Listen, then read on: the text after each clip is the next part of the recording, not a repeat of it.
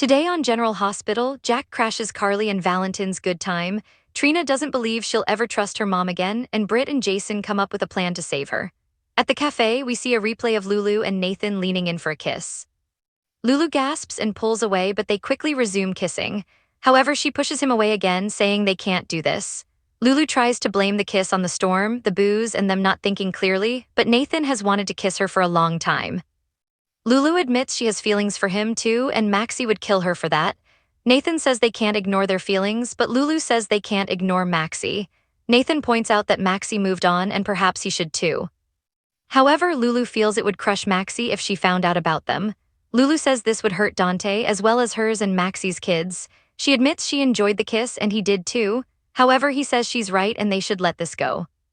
Nathan is at least glad they know how they feel, even if no one else can. At Carly's, both she and Valentin admit they've seen each other in a new light and they aren't who the other thought they were. She offers him the guest room tonight as nobody is going to show up and it's only the two of them. Unfortunately, that's when Jack shows up, ringing Carly's doorbell. Seriously, Jack of all people is the only one who manages to make it through the storm somewhere. Valentin heads upstairs and Carly invites Jack in. Jack wanted to make sure she and Donna were okay. She explains that Donna is at Sunny's and it's just her. That's when he spots 2 glasses of booze on the table. She covers, saying it was meant for Josslyn, but she told him not to risk the roads to get here. Jack is glad they have the place to themselves and he kisses her. Jack has to excuse himself when he gets a work call. Carly looks at herself in the mirror and says she can do this.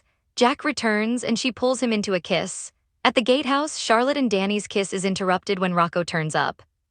Rocco wonders why they are here and soon learns that Danny also knows Valentin is at Carly's and they were trying to get to him. Rocco is hurt that they kept this from him. Charlotte explains she didn't want him to have to keep any more secrets from their mom, but Rocco says the 3 of them will figure this out and no more secrets. The kids then get back to making s'mores. In the stables, Molly catches Cody reading her manuscript and he's clearly miffed. He reads the description of the main character, clearly based on him, which is a stupid hunk of a stable boy. Cody says he thinks the world of her, that she's amazing, which isn't how she sees him. Molly explains Casey is a fictional character, and while loosely based on him, she began the book when they were not on great terms.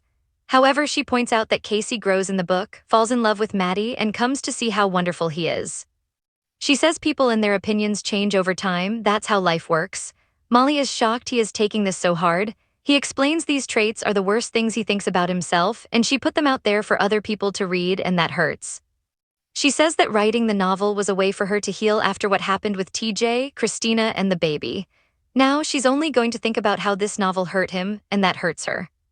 Cody still can't let it go and tells her to take the bed as he will sleep with the horses. At Trina's place, Portia screams in the dark, having stubbed her toe, and Trina comes out running to check on her.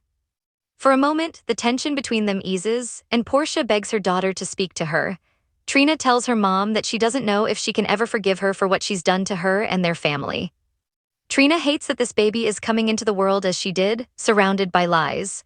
Trina rushed to forgive her mom the first time, but she's still in pain from being lied to for her entire life. She loves her mother but doesn't understand the choices her mother has made. She says the trust is gone, but Portia believes they can rebuild it. Portia knows her daughter will not let her anger towards her be taken out on or affect how she feels about her new brother or sister. At the harbor master's cabin, Britt informs Josslyn she is working for Sidwell and Cullum, and that Cullum is the WSB, which is how Sidwell stays ahead of the feds. Britt also tells him Cullum has made veiled threats against Rocco and ordered her to push Josslyn away or else. Josslyn asks her to start from the beginning. Britt says she really fought Heather and thought she was done for, but Cullum and Sidwell faked her death and gave her medication to put her Huntington's into remission in exchange for completing her father's project on cold fusion. Josslyn reminds her he offered to recreate the formula, but she says it's too risky. She says Sidwell murdered Dalton in front of her. Josslyn still believes reverse engineering the meds is their best shot at getting her out from under their thumbs. She says that will take time. He promises to get her out of this, and he needs to know they are in this together. At Windermere, Joss and Cullum are playing a game of chess, and when he beats her, he notes she's not your average college kid. Joss explains that her dad taught her to play. Cullum says she's an interesting girl, and he wonders what other secrets she's keeping. Cullum eventually goes to check on the rest of the house for storm damage.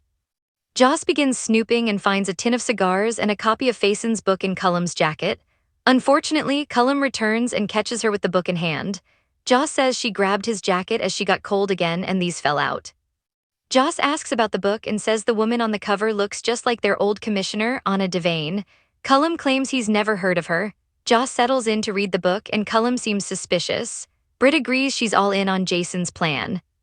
However, they must continue the act that they are not together, as Cullum won't think twice about killing him. Jason suggests they make tonight count and they head back to bed.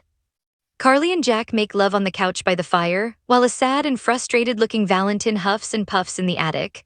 Rocco roasts his s'more as Charlotte and Danny exchange smiles at one another. Nathan and Lulu open the door to the cafe and look out into the storm. Cody sleeps or tries to with the horses as Molly sits on the stairs sulking. Portia heads to bed and Trina's left in tears. Cullum watches as Joss reads the book. On the next General Hospital, Willow turns to someone for help, and Sunny needs Rick's legal services again.